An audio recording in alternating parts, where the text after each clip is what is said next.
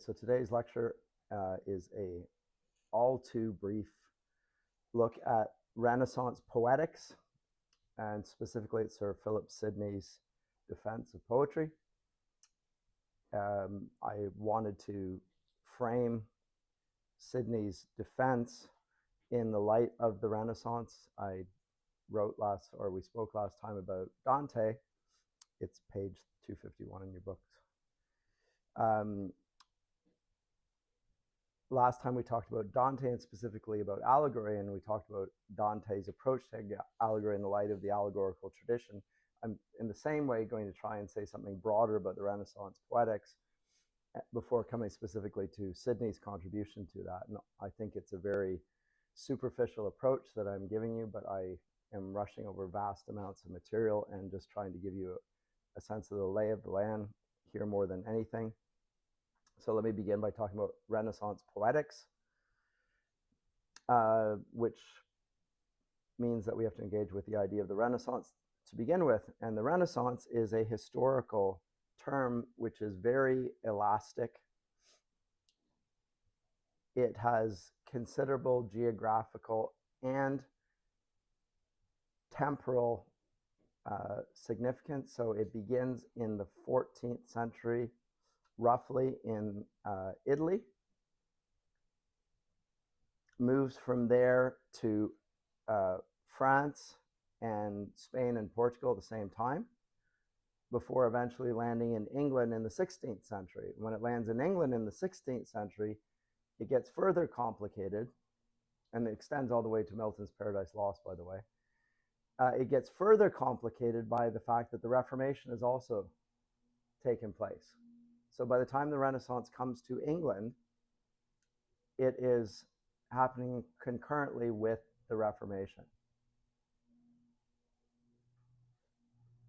So 14th century in Italy, in the 15th century, roughly speaking, France, Spain, and Portugal, 16th century in England, 16th and into the 17th century.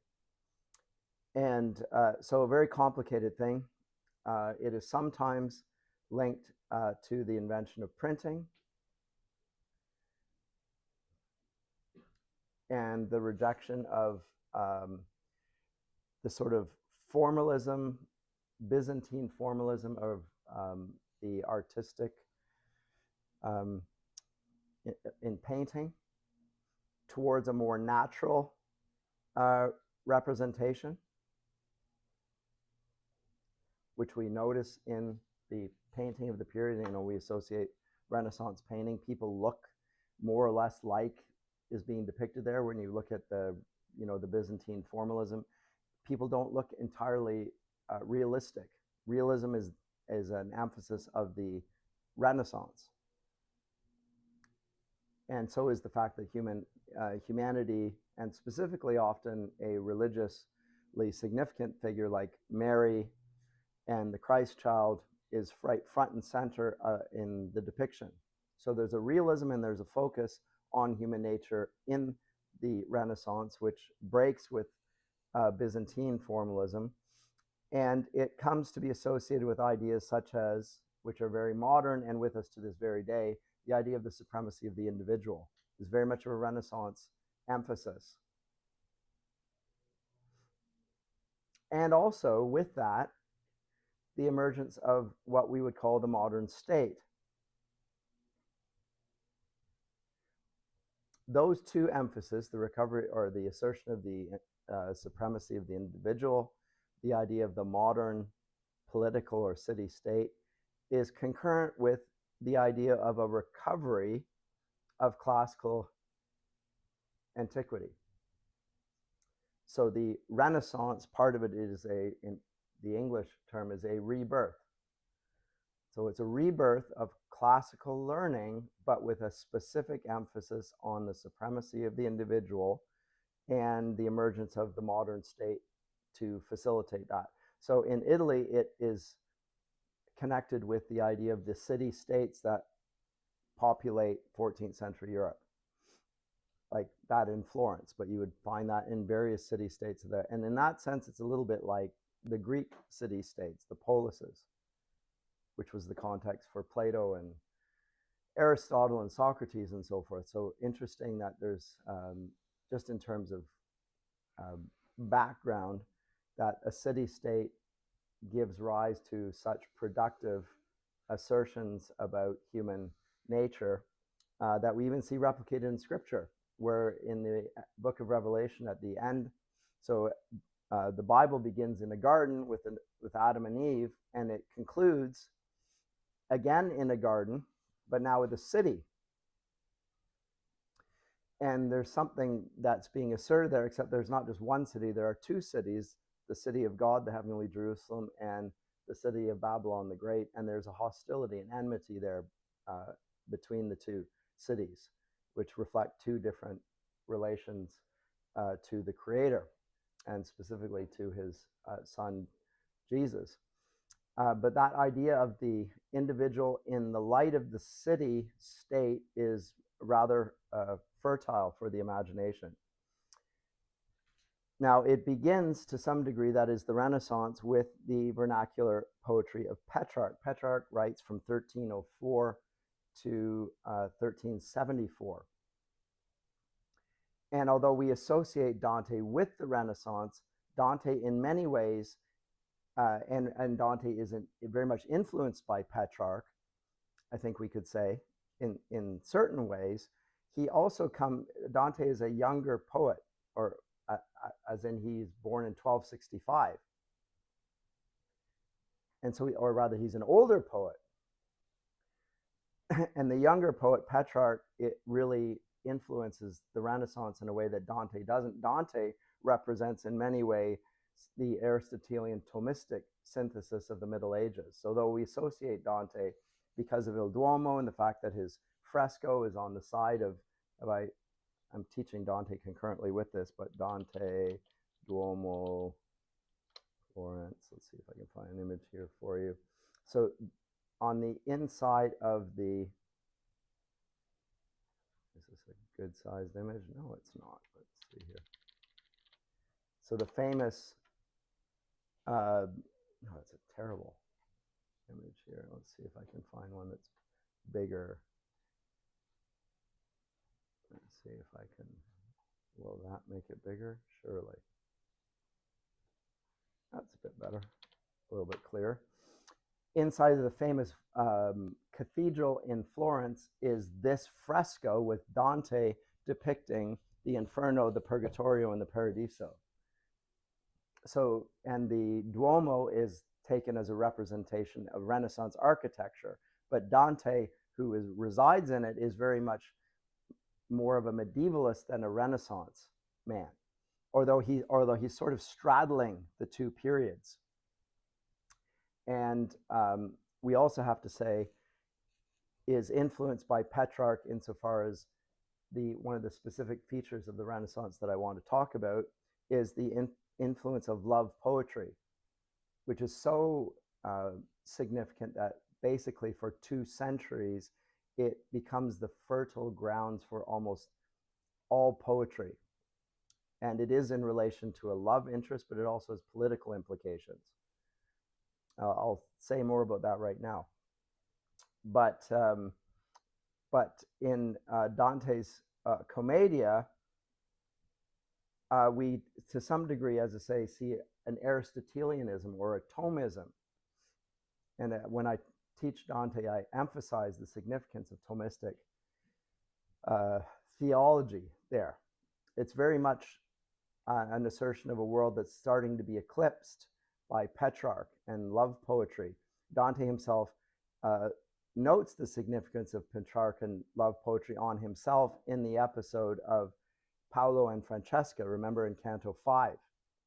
And specifically the reading of the story of Arthur, or rather Lancelot and Guinevere, the adulterous affair that brings about the ruin of King Arthur's kingdom, which both Paolo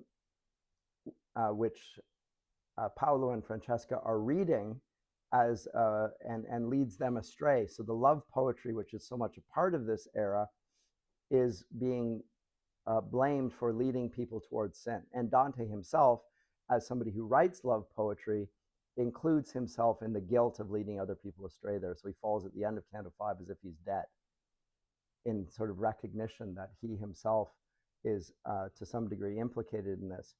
But let me say something more about the love poetry here, because the love poetry of Petrarch in general presents a ardent lover, usually a poet though as well, a poet lover pursuing a rather aloof blonde lady.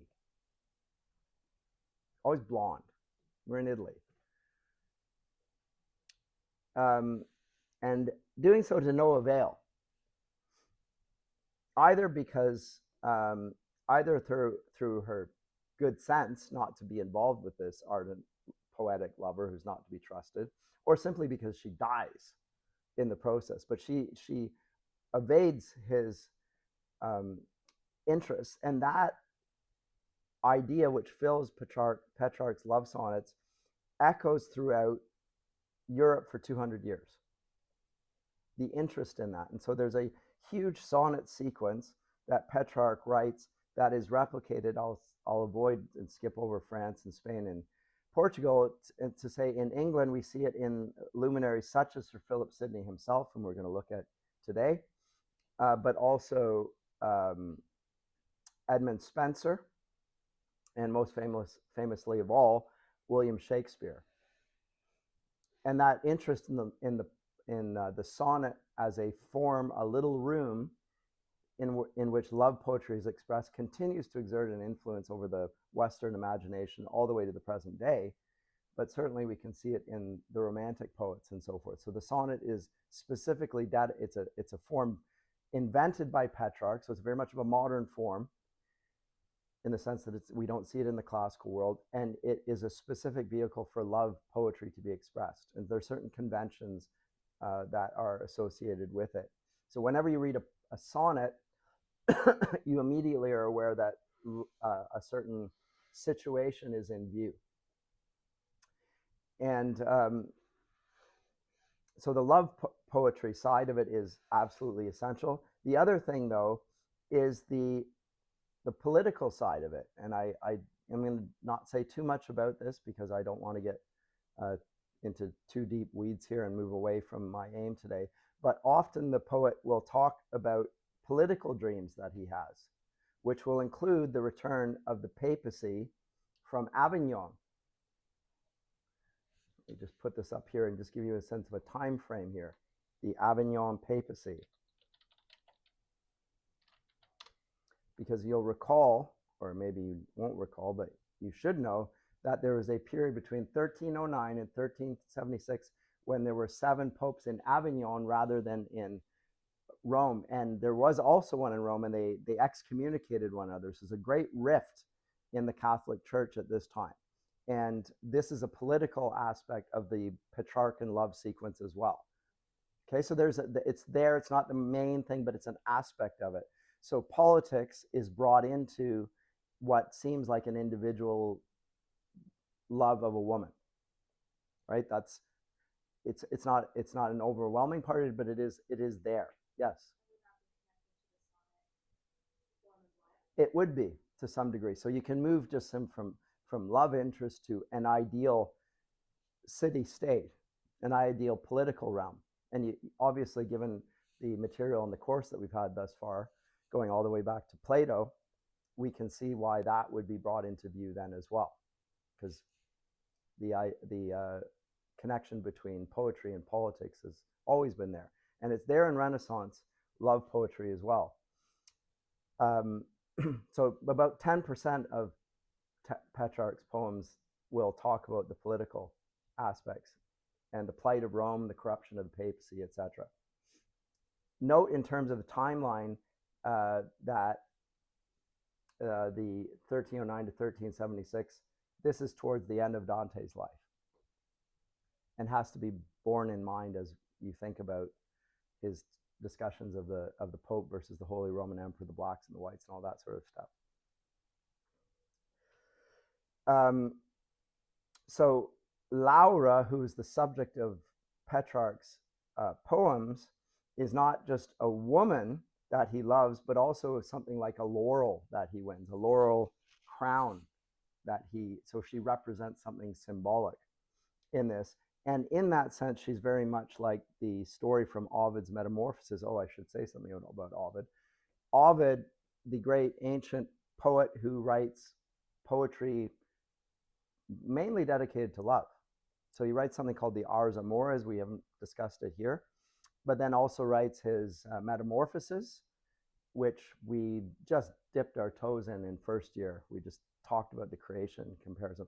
But if you read the whole sequence, it's a series of metamorphoses, changes that all transpire through some form of amorous interaction. A god and a nymph, and the nymph turns into, a tree or a pipe or something, and then is beloved and associated with the god thereafter, or a laurel crown. Those are, if you read Ovid's Metamorphoses, there are continual transformations that take place as a consequence of amorous affairs, usually between gods and nymphs, not always. And then the transformation that ensues, as in the nymph, it gets changed into some sort of vegetation, which then becomes beloved and associated with the god and so forth. So Laura being associated with the laurel leaf is very much like Apollo winning his laurel through the love of Daphne.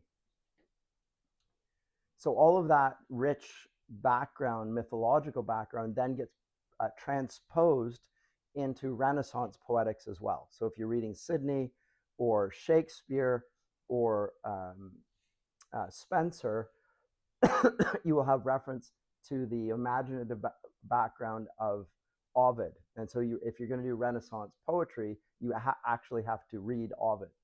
It's very important in the period to have that background in mind, not just a biblical background. Remember, this is the period when in England the Reformation has taken place.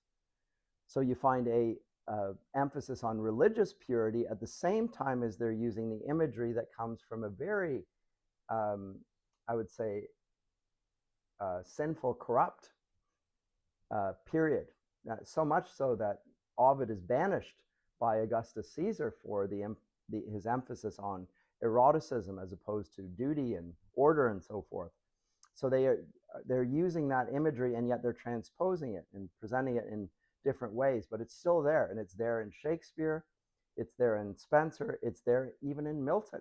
Milton's very happy to use that, and so will C.S. Lewis when he depicts these things then in the Narnia Chronicles and so forth, or Till We Have Faces, right? So mythology becomes a vehicle that occupies the imagination of the West since Petrarch and the Renaissance period. So Laura, not just a woman, but as a laurel to be won, just like Apollo won his laurel through the pursuit of Daphne, right there in the first book of the Metamorphoses. And that gains a further significance when Petrarch himself is crowned poet laureate on the very hill in Rome, the Capitoline Hill, where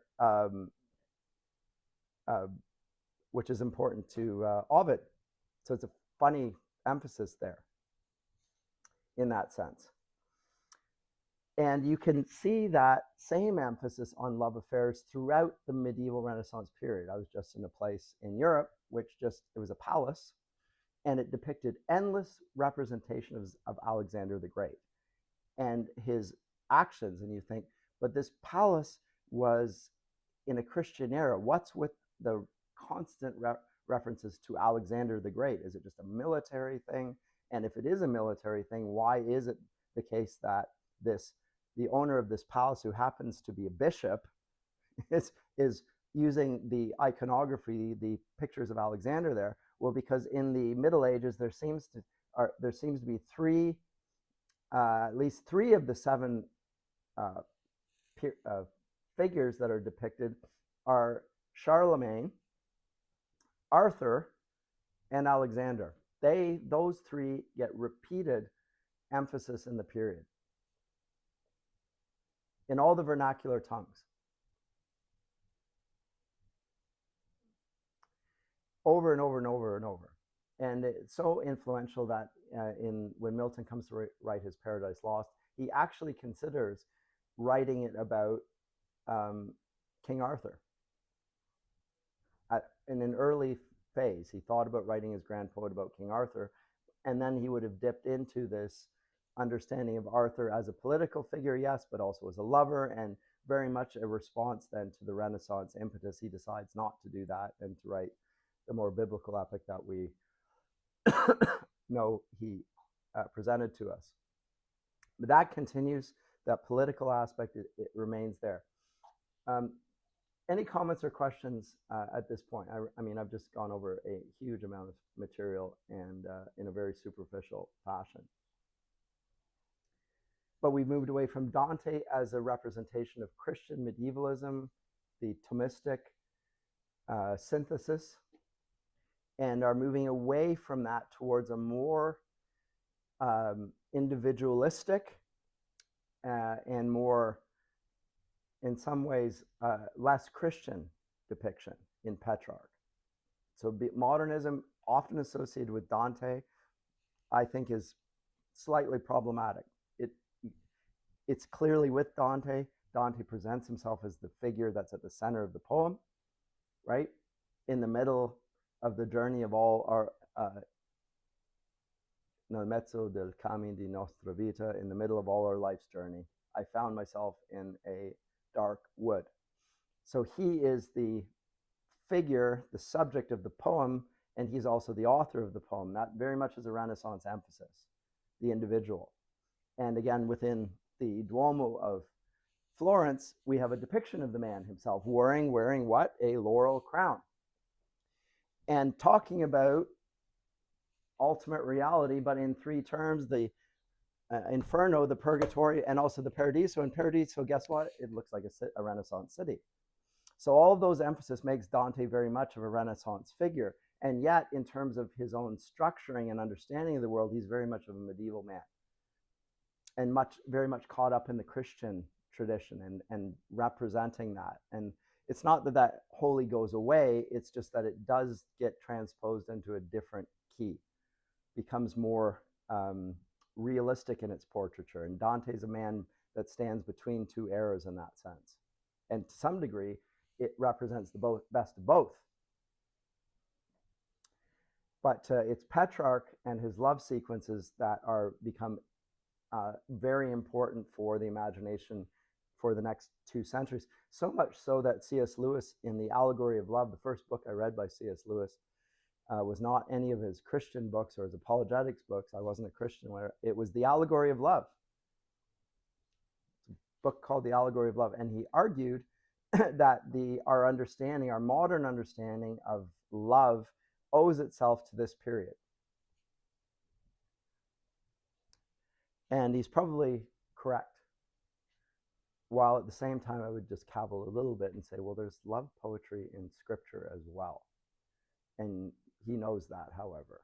But still, the emphasis on the ultimate fulfillment of one's life in a romantic affair, I guess doesn't really fit the women in the audience here, but the love of a blonde, idealistic woman, a blonde woman idealized that you can't attain and so forth. That becomes of huge import going forward. Comments, questions before I skip and move towards Sydney then? I just wanted that as a backdrop. Okay, maybe I'll